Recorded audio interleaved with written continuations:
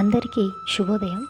ఈరోజు భగవద్గీత అయినటువంటి మొదటి అధ్యాయం కురుక్షేత్ర రణరంగమున సైనిక పరిశీలనంలోని శ్లోకం 2 చదువుకుందాం. దృష్ట్వాత్వో పాండవానీకం ఫూఢ్యం దుర్యోధనాస్తథా ఆచార్యముపసంగస్య రాజా వచన బ్రవీత్.